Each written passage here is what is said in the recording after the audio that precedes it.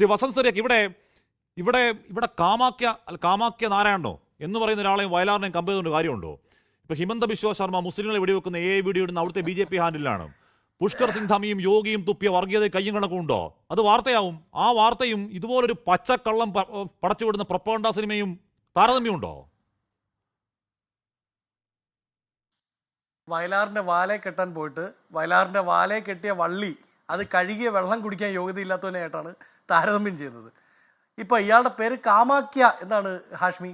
നാട്ടുകാർ ഈ പടം കണ്ടിട്ടല്ല, ഇതിന്റെ ടീസർ കണ്ടിട്ട് ചോദിക്കാണ് കാമാക്യ കോലംകെട്ട് ഹേ ക്യാ കോലംകെട്ടാണ് ഈ ഉണ്ടാക്കി വെച്ചിരിക്കുന്നത് എന്നാണ് ചോദിക്കുന്നത്. രണ്ടാമത് ഷാവുപ്രസാദ് പറഞ്ഞതുപോലെ എല്ലാവർക്കും അല്ല, ഷാവുപ്രസാദ് ഒരു മിനിറ്റ്, ഞാൻ ഒരു മിനിറ്റ് കംപ്ലീറ്റ് ചെയ്യട്ടെ എന്നിട്ട് വഴങ്ങാം.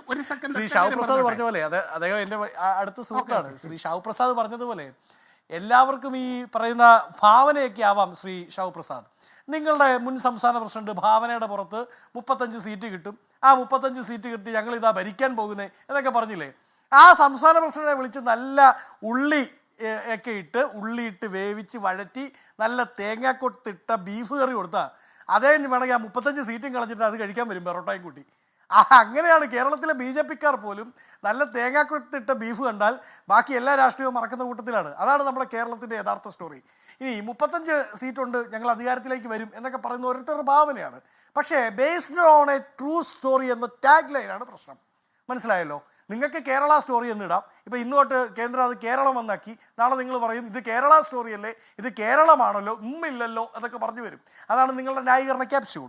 ഞാൻ ചോദിക്കട്ടെ, നിങ്ങളുടെ ഈ ടാഗ് ലൈൻ ഉണ്ടല്ലോ, based on A true story, അവിടെയാണ് പ്രശ്നം. നിങ്ങൾക്ക് ഈ ട്രൂ സ്റ്റോറിയുടെ ബേസ് എന്താണ്? ഇങ്ങനൊരു ട്രൂ സ്റ്റോറിയുടെ ബേസ് എന്താണ് എന്ന് മാധ്യമപ്രവർത്തകർ നിങ്ങളുടെ ഈ പറയുന്ന കാമാക്യായും ഈ കായും ഒക്കെ കൂടെ നടത്തിയ പ്രസ് മീറ്റിൽ വെച്ച് മാധ്യമപ്രവർത്തകർ കേരളത്തിൽ നിന്നുള്ളവരടക്കം എടുത്തെടുത്ത് ചോദിക്കുന്നുണ്ട്, എന്താണ് നിങ്ങളുടെ ബേസ്, ഏത് ബേസിൽ ചവിട്ടി നിന്നുകൊണ്ടാണ് നിങ്ങൾ ഈ സിനിമയ്ക്ക് കഥ ആഖ്യാനപ്പെടുത്തിയിരിക്കുന്നത് എന്ന് ചോദിക്കുമ്പോൾ അതിന് ഉത്തരം പറയാനില്ല.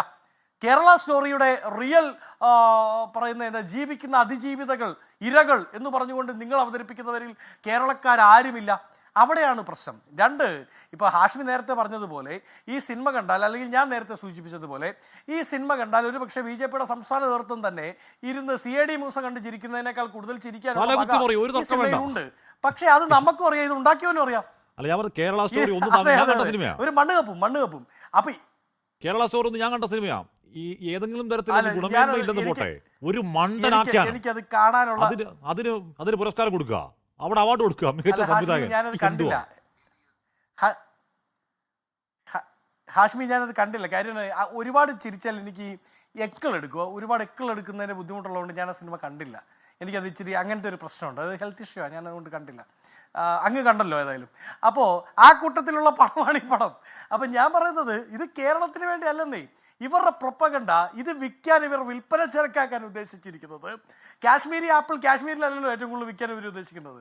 അതുപോലെ ഇവരിത് വിൽക്കാൻ ഉദ്ദേശിച്ചിരിക്കുന്നത് നോർത്ത് ഇന്ത്യയിലാണ്, നോർത്ത് ഇന്ത്യൻ കേന്ദ്രങ്ങളിലാണ്. ഇതാ based on A true story എന്ന പേരിൽ കേരളത്തിൽ ഇതാണ് നടക്കുന്നത് എന്ന് പറയാൻ ശ്രമിക്കുന്നത്.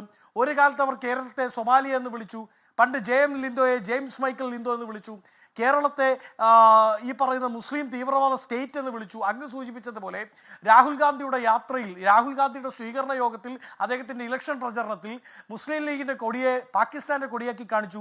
അതിൻ്റെ എല്ലാം ലാഭമുണ്ടായത് വയനാട്ടിലല്ല, കേരളത്തിലല്ല. അതിൻ്റെ എല്ലാം ലാഭമുണ്ടായത് ഉത്തരേന്ത്യയിലാണ്, ഉത്തരേന്ത്യയിലെ സംസ്ഥാനങ്ങളിലാണ്, ഗുജറാത്തിലാണ്, അല്ലെങ്കിൽ ഉത്തർപ്രദേശിലാണ്. അവിടെയാണ് ഇതിൻ്റെ ലാഭമുണ്ടാവുന്നതെന്ന് കൃത്യമായി അവർക്കറിയാം. അത് കച്ചവടം നടത്താൻ വേണ്ടിയാണ് അവർ ഇറങ്ങി പുറപ്പെട്ടത്. ഇനി യഥാർത്ഥ കേരള സ്റ്റോറി എന്താ? യഥാർത്ഥ കേരള സ്റ്റോറി കാശ്മീരിൽ പാലക്കാട് വാളയാർ നമ്മൾ കണ്ടതല്ലേ ക്രിസ്മസ് സമയത്ത്. നിന്റെ പേരെന്താ, നിന്റെ സ്ഥലം എന്താ, നീ അഫ്ഗാനിസ്ഥാനിയല്ലേ എന്ന് ചോദിച്ച് കഴിഞ്ഞ ദിവസം തല്ലിക്കൊല്ലുന്നത്. അതിനുശേഷം പാലക്കാട് തൊട്ട് കന്യാകുമാരി വരെയുള്ള സ്ഥലങ്ങളിലെല്ലാം ക്രിസ്മസിന്റെ കരോൾ സംഘത്തിന് നേരെ ഈ RSSന്റെ വേട്ടപ്പട്ടികൾ ചാടി ഇറങ്ങുന്നത് നമ്മൾ കണ്ടില്ലേ? അതാണ് ഒരു സൈഡിലെ യഥാർത്ഥ കേരള സ്റ്റോറി. ഇവരുടെ സൈഡ്, ഇവരുടെ ലെൻസ് വെച്ച് നോക്കിയാൽ. രണ്ടാമത് മറ്റൊരു കേരള സ്റ്റോറി ഉണ്ട്. ഇവർക്കൊരു കേന്ദ്രമന്ത്രിയുണ്ട്. ആലപ്പുഴയിൽ പോയിട്ട് പറയും, ഇതാ ഇവിടെ എയിംസ് വരും കേട്ടോ. എന്നിട്ട് കോട്ടയത്ത് വന്നിട്ട് പറയും, ഇവിടെ എനിക്ക് കുറച്ച് സ്ഥലം തരൂ, ഞാൻ ഇവിടെ എയിംസ് വരുത്താം. അത് കഴിഞ്ഞിട്ട് തിരുവനന്തപുരത്ത് എത്തുമ്പോൾ പറയും എന്നാ പിന്നെ ഇവിടെ എയിംസ് ഉണ്ടാക്കാം. ഇങ്ങനെയുള്ള പുനർഫയം വിളിച്ച് പറയുന്ന ഏതാണ് നേരും വെള്ളിയാഴ്ച ഇല്ലാത്ത